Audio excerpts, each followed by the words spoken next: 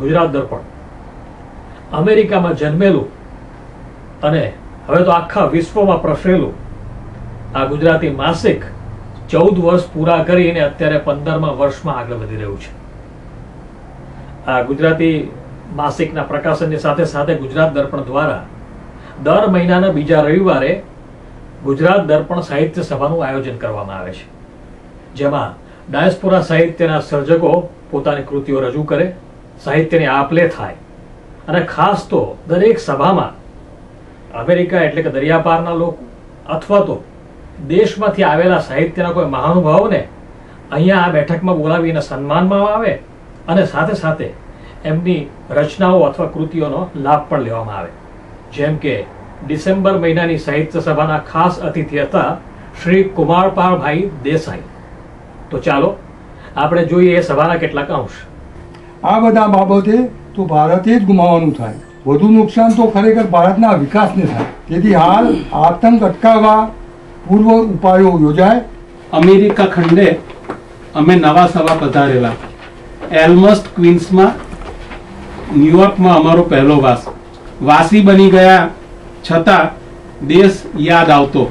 વિચારોના વમળમાંથી તો ઉતર્યો પાર, કિનારા પર તોફાન કરે ઇંતજાર. મિલન કેરી મિજબાનીની ખોજમાં ભટક્યો, મિલન કેરી મિજબાનીની ખોજમાં ભટક્યો. કોરાયું કાળજું કાંટો વિરહ કેરો ખટક્યો. કહેવા પૂરતો નથી આપણો આ સહેવાસ, અંતર વિના છે એકમેકના અંતરમાં આવાસ.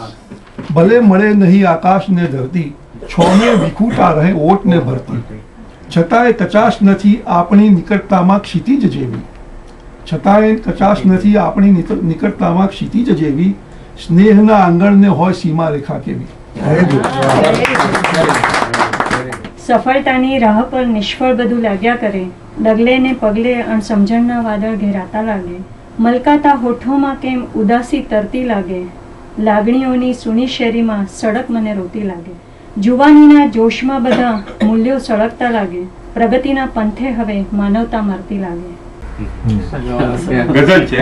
ક્યાં સગાવાલાય સાચા હોય છે, પ્રેમ વચનો સાવ બોદા હોય છે. પ્રેમ વચનો સાવ બોદા હોય છે. એક દર્પણ રોજ અમથું ચકચકે, એક દર્પણ રોજ અમથું ચકચકે. ભીતરે પ્રતિબિંબ ઠાલા હોય છે, ભીતરે પ્રતિબિંબ ઠાલા હોય છે. ને શ્વેત વસ્ત્રો હોય તેથી શું થયું, શ્વેત વસ્ત્રો હોય તેથી શું થયું. કર્મકાંડો તોય કાળા, કર્મકાંડો તોય કાળા હોય છે. પ્રિય જેને હું ગણું એવા સ્વજન, પ્રિય જેને હું ગણું એવા સ્વજન. દુર્દશામાં એ જ સામા હોય છે, દુર્દશામાં એ જ સામા હોય છે. સમુદ્ર વસને દેવી પર્વત સ્તન મંડલે, વિષ્ણુ પત્ની નમસ્તુભ્યમ પાદસ્પર્શમ ક્ષમસ્વ મે. સમુદ્ર રૂપી વસ્ત્રો વાલી, પર્વત રૂપી સ્તનો વાલી, ભગવાન વિષ્ણુની પત્ની હે ધરતી માતા, તમને હું નમસ્કાર કરું છું. તમને મારા ચરણનો સ્પર્શ થવા બદલ તમે મને ક્ષમા કરો. ધરાના ગીતમાં સૂરો ગગનના ભેળવી દઉં છું, ધરાના ગીતમાં સૂરો ગગનના ભેળવી દઉં છું અને મારા હૃદયના રંગમાં એ મેળવી દઉં છું. પછી મારી કલમથી નીતરે છે એ કવન થઈને, જીવન દર્શન હું મારું એવી રીતે કેળવી દઉં છું. લખેલું હતું. વારસાગત સાહિત્યકાર ની પરંપરા છે. જય ભીખુ નું ખૂબ મોટું પ્રદાન સાહિત્યમાં રહ્યું અને એમની જ પરંપરામાં ઈંટ અને ઇમારત એ જે કોલમ છે, એ કોલમ કદાચ ગિનેસ બુકમાં નોંધાય તો કંઈ નવાય નહીં. ખૂબ જ વિવિધ ક્ષેત્રોમાં કુમારપાળભાઈનું જે પ્રદાન છે એમાં શિક્ષણની રીતે જોઈએ તો જુદા જુદા 3 વિષયના નિષ્ણાત ગાઈડ તરીકે પીએચડીના વિદ્યાર્થીને તૈયાર કરવા એ પણ એક કદાચ અભૂતપૂર્વ ઘટના છે. ગુજરાતી સાહિત્ય વિશ્વકોશનું જ્યારે સર્જન થયું ત્યારે પણ એ પાયામાં રહ્યા છે. ગુજરાતી સાહિત્યના અહીંયાના સર્જકોને પ્રોત્સાહન આપવા ગુજરાત દર્પણ પરિવારે સુભાષભાઈએ 1.5 લાખ રૂપિયાનું એક શરૂઆતનું દાન આપ્યું છે વિદેશ સ્થિત સાહિત્યકારો દરિયાપારના સર્જન માટે. અને એ સાહિત્યનું એ દાન કુમારપાળભાઈના પ્રમુખ પદે સ્વીકારાયું હતું. એટલે એ એક ઉલ્લેખ મારે કરવાનો હતો. ગુજરાતી સાહિત્ય પરિષદની અંદર પણ ધીરુબેન અને કુમારપાળભાઈના વખતથી ડાયાસ્પોરા સાહિત્યને જે સ્થાન આપવામાં આવ્યું છે એ ખરેખર એમના પ્રમુખકાળ દરમિયાન એ અભિનંદનને પાત્ર છે. અને જે ધુરા એમને આપી છે નારાયણભાઈ દેસાઈને ગાંધી પરંપરાની, એ પણ એક અનોખું નિર્ણય એમના ટાઈમમાં લેવાયો છે. જૂના જમાનામાં લોકો સૂતા ત્યારે ઓશિકા નીચે પુસ્તક દબાવીને સૂતા, અને આજે રિમોટ કંટ્રોલ દબાવીને સૂએ છે. બસ આ બે જમાના વચ્ચે પહેલા આપણે સૂતા સૂતા તકિયા નીચે પુસ્તક મૂકી દેતા હતા, આજે રિમોટ કંટ્રોલ એટલે પુસ્તકોનો આપણો કેટલો દૂર. કુમારપાળ ભાઈ વિશે વાત કરવી હોય તો બક્ષીની ભાષામાં કેવું હોય, તેમની કલમ એકદમ તાજો તરાજ કલમ. તેમને તમામ પ્રકારના અને વૈવિધ્યસભર લેખો દરેક ક્ષેત્રે લખ્યા છે, ચાહે ક્રિકેટ હોય કે પત્રકારિત્વ. મારા ખ્યાલ મુજબ એક પણ ક્ષેત્ર એવું નહીં હોય કે જેમને એ વિષય પર હાથ અજમાવ્યો ન હોય. એમની ઓળખ આપવી એ ગુલાબના ફૂલની પ્રશંસા કરવા બરોબર છે. ગુલાબને જેમ આપણે પ્રસવરા દઈએ એમ એમની વાણીથી જ આપણે ઓળખશું.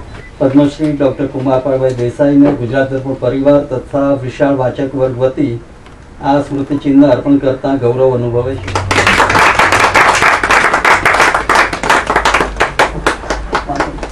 ઘણી વખત આવ્યો છું, લગભગ 22-23 વખત અમેરિકા આવવાનું બન્યું, પણ આ સિઝનમાં નથી આવ્યો.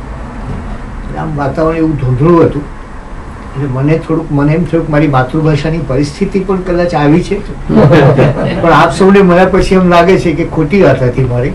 આપણી માતૃભાષાની પરિસ્થિતિ ખરેખર સરસ છે. અને એક બીજી વસ્તુ જે મેં હંમેશા જોઈ છે, ડાયસ્પોરા સાહિત્ય, કદાચ આપને ખ્યાલ હોય તો ગુજરાતી સાહિત્ય પરિષદનું પ્રમુખનો પત્ર બહુ જ વ્યવસ્થિત કોઈ એક વિષય લઈને લખવો, એવો મારો આગ્રહ હતો પહેલેથી. ને પછી પહેલાં લોકો લખતા ત્યારે એમ કે આ વાતાવરણ સારું છે, સરસ મજાના ફૂલો આવે છે, એ બધું બરાબર. પણ મને થયું કે હવે જો સાહિત્યમાં આટલા બધા વિષયો છે તો પછી વાતાવરણ પર પછી જો પહેલાં આ સમસ્યાઓની વાત કરું. એટલે હસ્તપ્રતોની સમસ્યા છે, મધ્યકાલીન સાહિત્યની સમસ્યા છે. એટલે મારી શરૂઆત ડાયસ્પોરા સાહિત્યથી કરી હતી કે ભાઈ તમારે આ ડાયસ્પોરા સાહિત્યનું જે મહત્વ છે એ આપણે ત્યાં આંકવામાં આવતું નથી. અને એમાં મારો એક બહુ એક જે મુદ્દો હતો એ આ હતો કે દુર્ભાગ્ય જે ત્યાં ગુજરાતમાં જે સાહિત્ય થાય છે અને કેટલાક લોકો એમ કે છે કે અધ્યાપકીય સાહિત્ય છે, મોટાભાગના અધ્યાપકો જ આપણા સાહિત્ય સર્જકો છે. ત્યારે મને અહીંયા એ જોવા મળ્યું, જેમ કે હ્યુસ્ટનમાં ગયો તો 40 વ્યક્તિઓ હતી અને કમલેશ લુલા જે આપણા સારા એવા નાસા સેન્ટરમાં કામ કરતી વ્યક્તિ, એને પણ એક સરસ મજાની કવિતાઓ લખી છે. એટલે કદાચ આવું વૈવિધ્ય એ હવે ત્યાં નથી રહ્યું, દુર્ભાગ્ય. ત્યાં મુખ્યત્વે શું થયું કે જે વિવેચન લખાય એ પણ મુખ્યત્વે અધ્યાપકને પોતાની કારકિર્દી જરા વધારે આગળ વધે એને માટે લખવું પડે. કવિતાનું તો ફાલ બધે જ ઘણો ઉતરી રહ્યો છે તો આપણે સૌ જાણીએ છીએ. પણ જે વ્યાપક અહીંયા છે કે જુદા જુદા ક્ષેત્રના લોકો આવે, એટલે કદાચ હું એ માનું છું કે તો જ સાહિત્યમાં કંઈક નવો એક ધબકાર આપણે જો લાવવો હોય ભાષામાં, એની સમૃદ્ધિમાં, એની વિચાર વૈવિધ્યમાં અથવા વિષય વૈવિધ્યમાં, એ આ જ રીતે આવી શકે એવું મને લાગે છે. પણ એ કોઈ એવી ભૂમિકા પણ ઊભી થવી જોઈએ કે અહીંથી આવનાર વ્યક્તિ ત્યાં આવે ત્યારે એની પોતાની વાત. ખરેખર તો શું છે કે હવે ત્યાંના લોકો તમારા અહીંના અનુભવો જાણવા આવતો છે.